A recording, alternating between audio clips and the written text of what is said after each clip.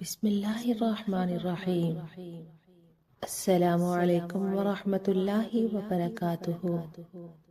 یزید رکاشی رحمۃ اللہ علیہ کہتے ہیں کہ بنی اسرائیل کے ظالموں میں ایک ظالم اپنے گھر میں بیٹھا ہوا اپنی بیوی سے تخلیہ کر رہا تھا۔ اتے میں دیکھا کہ گھر میں ایک اجنبی آدمی دروازے سے چلا آ رہا ہے۔ یہ شخص نہایت غصے میں اس کی طرف لپکا، اس سے پوچھا کہ تو کون ہے اور گھر میں آنے کی تجھے کس نے اجازت دی؟ اس نے کہا کہ مجھے اس گھر کے مالک نے اندر آنے کو کہا ہے اور میں وہ شخص ہوں جس کو نہ کوئی روک سکتا ہے اور نہ بادشاہوں کے پاس جانے کے لیے مجھے اجازت کی ضرورت ہوتی ہے، نہ کسی ظالم کے دبدبہ سے ڈرتا ہوں، نہ کسی مغرور متکبر کے پاس جانے سے مجھے کوئی چیز مانے ہوتی ہے۔ اس کی یہ گفتگو سن کر وہ ظالم خوفزدہ ہو گیا، بدن میں کپکپی آ گئی اور اوندھے منہ گر گیا۔ اس کے بعد نہایت عاجزی سے کہنے لگا، پھر تو آپ ملک الموت ہیں؟ اس نے کہا، ہاں میں وہی ہوں۔ صاحب مکان نے کہا کہ آپ مجھے اتنی مہلت دے دیں کہ میں وصیت نامہ لکھ دوں۔ فرشتے نے کہا کہ اب اس کا وقت دور چلا گیا، افسوس کہ تیری مدت ختم ہو چکی ہے، سانس پورے ہو گئے ہیں اور تیرا وقت ختم ہو گیا، اب تیرے لیے ذرا سی تاخیر کی بھی گنجائش نہیں۔ صاحب مکان نے پوچھا کہ آپ مجھے کہاں لے جائیں گے؟ فرشتے نے کہا، تیرے اعمال جو آگے گئے ہوئے ہیں ان کے پاس ہی لے جاؤں گا، جیسے عمل کیے ہوں گے ویسے ہی ٹھکانہ ملے گا، اور جس قسم کا گھر تو نے اس جہاں میں بنا رکھا ہوگا وہی تجھے ملے گا۔ اس نے کہا، میں نے تو نیک اعمال کچھ بھی نہیں کیے اور نہ کوئی عمدہ گھر اپنے لیے اب تک بنا رکھا ہے۔ فرشتے نے کہا، پھر تو نزاعۃ للشوا کی طرف لے جاؤں گا۔ یہ سورۃ معارج کی آیت کی طرف اشارہ ہے جس کا ترجمہ یہ ہے کہ بے شک وہ آگ ایسی دہکتی ہوئی ہے جو کھال تک کھینچ لے گی، اور اس شخص کو جس نے دنیا میں حق سے منہ پھیرا اور بے توجہی کی، وہ آگ خود ہی بلا لے گی، اپنی طرف کھینچ لے گی۔ اس کے بعد اس فرشتے نے اس کی جان نکال لی۔ گھر میں کوہرام مچ گیا، کوئی رو رہا تھا، کوئی چلا رہا تھا۔ یزید رکاشی رحمت اللہ علیہ کہتے ہیں کہ اگر لوگوں کو یہ معلوم ہو جائے کہ مردے پر اس وقت کیا گزر رہی ہے تو اس کے مرنے سے زیادہ آہو بکا اس حالت پر ہونے لگے جو اس پر گزر رہی ہے۔ حضرت سفیان ثوری رحمت اللہ علیہ فرماتے ہیں کہ جس وقت ملک الموت دل کی رگ کو چھوتے ہیں اس وقت آدمی کا لوگوں کو پہچاننا موقوف ہو جاتا ہے، زبان بند ہو جاتی ہے اور دنیا کی سب چیزوں کو بھول جاتا ہے۔ اگر اس وقت آدمی پر موت کا نشہ سوار نہ ہو تو تکلیف کی شدت سے پاس والوں پر تلوار چلانے لگے۔ بعض روایات میں آیا ہے کہ جس وقت سانس حلق میں ہوتا ہے اس وقت شیطان اس کو گمراہ کرنے کی انتہائی کوشش کرتا ہے۔ ایک روایت میں ہے کہ ملک الموت نمازوں کے اوقات میں آدمیوں کی جستجو کرتے ہیں، خبر رکھتے ہیں۔ اگر کسی شخص کو نماز کے اوقات کا اہتمام رکھنے والا پاتے ہیں تو مرتے وقت اس کو خود ہی کلمہ طیبہ تلقین کرتے ہیں اور شیطان کو اس کے پاس سے ہٹا دیتے ہیں۔ مجاہد رحمت اللہ علیہ کہتے ہیں کہ جب آدمی مرنے کے قریب ہوتا ہے اس وقت اس کے ہم مجلسوں کی صورتیں اس کے سامنے کی جاتی ہیں۔ اگر اس کا بیٹھنا اٹھنا نیک لوگوں کے پاس ہوتا ہے تو یہ مجمع سامنے لایا جاتا ہے، اور فاسق فاجر لوگوں کے پاس ہوتا ہے تو وہ لوگ سامنے لائے جاتے ہیں۔ ربی بن بزہ رحمت اللہ علیہ ایک عبادت گزار آدمی بصرہ میں تھے۔ وہ کہتے ہیں کہ ایک شخص مرنے لگا، لوگ اس کو لا الہ الا اللہ کی تلقین کر رہے تھے اور اس کی زبان سے نکل رہا تھا کہ شراب کا گلاس تو بھی پی، مجھے بھی پلا، تو بھی پی، مجھے بھی پلا۔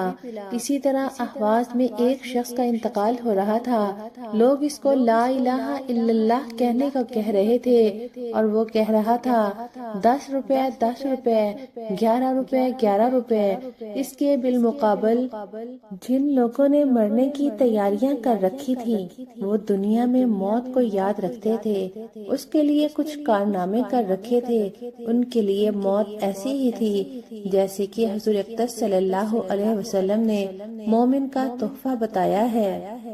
حضرت بلال رضی اللہ تعالیٰ عنہ کی جب وفات کا وقت قریب تھا، ان کی بیوی کہہ رہی تھی ہائے افسوس تم جا رہے ہو، اور وہ کہہ رہے تھے کیسے مزے کی بات ہے، کیسے لطف کی بات ہے، کل کو دوستوں سے ملیں گے، حضور صلی اللہ علیہ وسلم سے ملیں گے، ان کے ساتھیوں سے ملیں گے۔ حضرت معاذ رضی اللہ تعالیٰ عنہ کے جب انتقال کا وقت قریب تھا تو فرمایا اللہ تجھے معلوم ہے کہ میں دنیا میں زیادہ دن رہنا چاہتا تھا، مگر نہ اس وجہ سے کہ مجھے دنیا سے محبت تھی، نہ اس وجہ سے کہ یہاں نہریں اور باغ لگاؤں، بلکہ اس وجہ سے چاہتا تھا کہ گرمیوں کے دوپہر میں روزے کی پیاس کا لطف اٹھاؤں اور دین کے لیے مشقت میں اوقات گزارا کروں اور تیرے ذکر کے حلقوں میں شریک ہوا کروں۔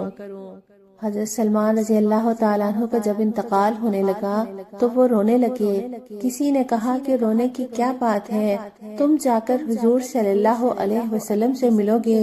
حضور کا وصال اس حال میں ہوا کہ تم سے راضی تھے، فرمانے لگے کہ میں نہ موت کے ڈر سے رو رہا ہوں نہ دنیا کے چھوٹنے سے، بلکہ میں اس لیے رو رہا ہوں کہ حضور نے ہم سے ایک عہد لیا تھا کہ دنیا سے ہمارا صرف اتنا ہی تعلق ہو جتنا مسافر کا توشہ۔ میں اس عہد کو پورا نہ کر سکا، لیکن جب وصال پر ان کے گھر کا سامان دیکھا گیا تو وہ 10 درہم سے کچھ زیادہ نہ تھا۔ یہ تھی وہ کل کائنات جس پہ وہ رو رہے تھے۔ اس کے بعد انہوں نے تھوڑا سا مشک منگوایا اور بیوی سے فرمایا کہ اس کو بھگو کر میرے بستر پر چھڑک دو، میرے پاس ایسی جماعت آ رہی ہے جو نہ انسان ہے نہ جن۔ حضرت عبداللہ بن مبارک رضی اللہ تعالیٰ عنہ کی جب وفات کا وقت قریب ہوا تو وہ ہنسے اور فرمایا لِمِثْلِ ذَلِكَ فَلْيَعْمَلِ الْعَامِلُونَ، اسی جیسی چیزوں کے واسطے لوگوں کو کام کرنا چاہیے۔ وہاں کی کچھ لذتیں فرحتیں سامنے آئی ہوں گی۔ جب ان کی وفات کا وقت تھا تو انہوں نے اپنے غلام سے جس کا نام نصر تھا فرمایا کہ میرا سر زمین پر رکھ دو۔ وہ رونے لگے۔ انہوں نے پوچھا کہ رونے کی کیا بات ہے؟ نصر نے کہا آپ ایسی راحتوں میں زندگی گزارتے تھے، اب اس طرح فقیروں کی طرح زمین پر سر رکھ کر مر رہے ہیں۔ فرمانے لگے چپ رہ، میں نے حق تعالی شانہ سے دعا کی تھی کہ میری زندگی مالداروں کی سی ہو اور میری موت فقیروں کی سی۔ ایک شخص کہتے ہیں کہ میں حضرت ممشاد دینوی رحمۃ اللہ علیہ کے پاس بیٹھا تھا۔ ایک فقیر آیا اور کہنے لگا یہاں کوئی پاک صاف جگہ ایسی ہے جہاں کوئی مر جائے؟ انہوں نے ایک جگہ اشارہ کیا جہاں پانی کا چشمہ بھی تھا۔ وہ اس کے قریب گیا، وضو کیا اور نماز پڑھی، اس کے بعد پاؤں پھیلا کر لیٹ گیا اور مر گیا۔ ابو علی کی ہمشیرہ فاطمہ کہتی ہیں کہ جب میرے بھائی کا انتقال ہونے لگا تو ان کا سر میری گود میں تھا۔ انہوں نے آنکھ کھولی اور فرمانے لگے کہ آسمان کے دروازے کھل گئے اور جنت مزین کر دی گئی، اور کہنے والا کہہ رہا ہے کہ ابو علی اگرچہ تم اتنے اونچے درجے کی خواہش نہیں کر رہے تھے مگر ہم نے تمہیں اونچے درجے پر پہنچا دیا۔ پھر انہوں نے 2 شعر پڑھے جس کا ترجمہ یہ ہے کہ تیرے حق کی قسم میں نے کبھی تیرے سوا کسی کی طرف محبت کی نگاہ سے آنکھ اٹھا کر بھی نہیں دیکھا۔ میں دیکھ رہا ہوں کہ تو مجھے اپنی بیمار آنکھوں سے بے چین کر رہا ہے اور ان رخساروں سے جو حیا کی وجہ سے سرخ ہو گئے۔ اللہ پاک ہم سب کے لیے موت میں آسانی پیدا فرمائے، مرتے وقت کلمہ نصیب فرمائے، حضور کی شفاعت نصیب فرمائے، دنیا اور آخرت میں عافیت، رحمت اور اپنا فضل عطا فرمائے، آمین۔ وآخر دعوانا ان الحمدللہ رب العالمین۔